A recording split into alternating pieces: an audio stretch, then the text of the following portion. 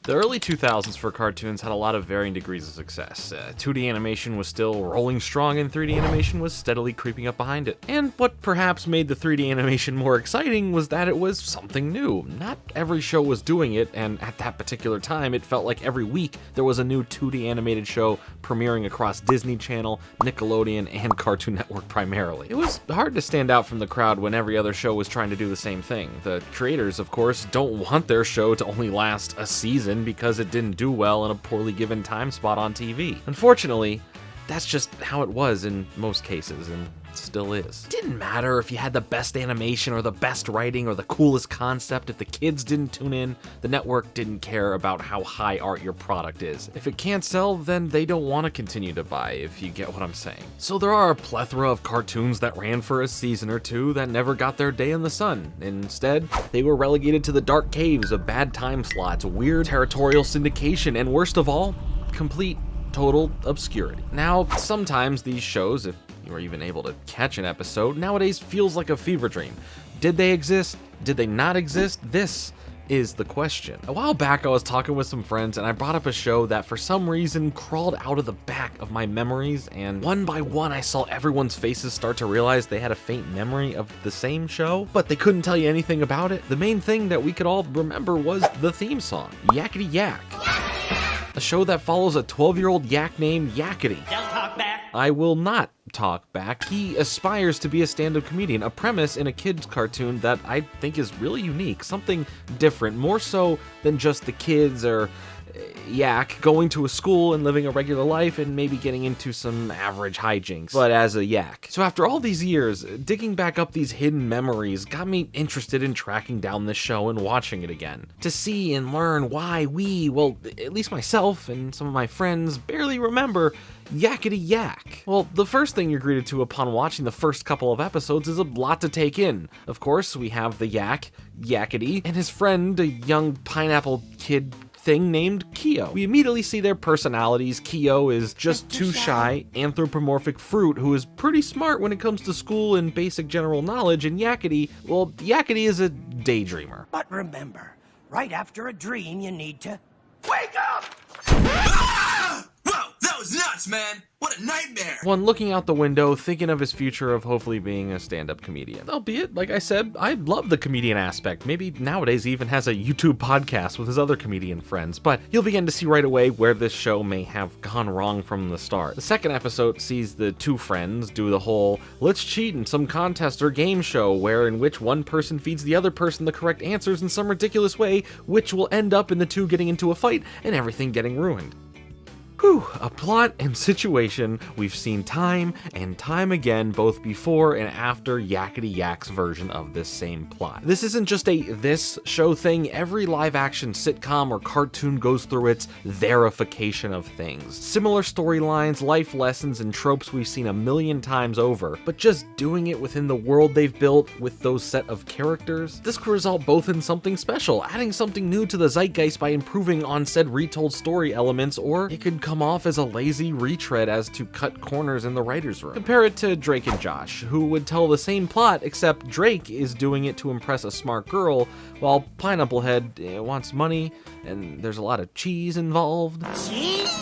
Discounted cheese! Maybe you should figure out what you're gonna do with 3 tons of melting cheese. We're gonna need to buy a lot of crackers. You're wearing a hat full of cheese? I like chocolate milk. While again, nothing of this is inherently bad, the show just didn't bring anything new. We've seen these stories told before. We've seen animal and human characters coexisting in a regular setting before. We've just seen and heard all of this before. As the series goes on, you start to see this pattern more and more clear. It just never felt like the show found its voice, its true identity, something as to differentiate it from the crowd of other shows out around the same time. Another problem that, at least in my eyes, well, I guess my ears really, that made this show less enjoyable was the voice inflections the voice actors were directed to give to the characters. Yakkity, our literal main character, has a very ear-piercing voice that has some raspiness to it, but it inflects up and down as he shouts and speaks at a regular volume. Golly, Nice aim for such sweaty hands. Wow,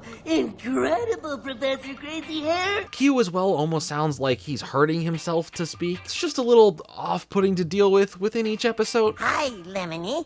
Gee, your hair looks nice. Well, if you want my advice... Oh yeah, and their other friend, the third in the group, Lemony, has a higher-pitched nasally voice. How can that actor say that silly stuff with a straight face? Step 1, we gotta hit the mall, girlfriend. And the last thing I want to do is nitpick. That's not my goal here, but I want to point out the voices, as if you can't get past this factor, then you can't really enjoy the rest of the show. That's not a knock at the voice actors. I've looked into their other work, and they've each done their own great things outside of this, but their voice direction here just wasn't it. As the series progresses, we see more of the same, and not returning a library book on time, learning lying is bad, getting made fun of for holding on to childhood items, and eventually learning to love yourself no matter what somebody else says to bring you down, learning about responsibilities, you name it, it's here. It's been told before, and it doesn't use any new or unique angles to make the story its own. Yakkity Yak lasted a total of 26 episodes with 2 12-minute segments each. It's a fast watch if you decide to sit through it, which is nice. It feels like it didn't overstay its welcome. That being said, I really wanted to like the show. The memory of the theme song and the characters had me excited to hopefully find a hidden gem of a show,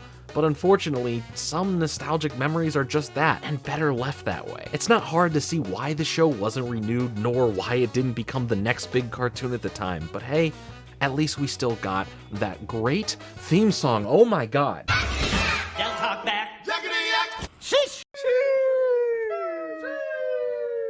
So yeah, that was Yakkity Yak. I actually remember how I first found this show as a kid in 2005 on Nicktoons, a side channel of Nickelodeon. They always played a lot of reruns of shows that didn't get a lot of play anymore on Nickelodeon proper, as well as the obscure stuff like Yakkity Yak, which actually was on regular Nickelodeon for a short time in 2003 and 2004, but was quickly tossed over for the next several years on the Nicktoon channel. There's an interesting history of this Canadian-Australian created show, but that's my memory of discovering it on Nicktoons on some random time slot that, yes, even I didn't pay too much attention to other than retaining the memory and thought of this show existing. It was a fun trip down memory lane, and I'm glad that I've finally rewatched it, but I don't think I'll be revisiting it, at least not anytime soon. Let it marinate some more in the back of my mind and rediscover it in like 2041 or something. But yeah, please let me know what you thought of this show in the comments. Have you seen it? Have you even heard of it? All of that, as well as what other shows do you barely remember that fester in the dark depths of your memory banks? Of course, I appreciate all of you watching this video. If you enjoyed it, please hit that like button. It helps a ton, and I thank you for it. Subscribe for more content like this and hit the bell for notifications to not miss an upload. I really enjoy making these videos like this, and I can't wait to make more of them. We're getting really close to 50,000 subs here, and that's pretty mind-blowing, so I just want to say a huge thank you once again. I'll see you soon with a new video or two next week. Until then,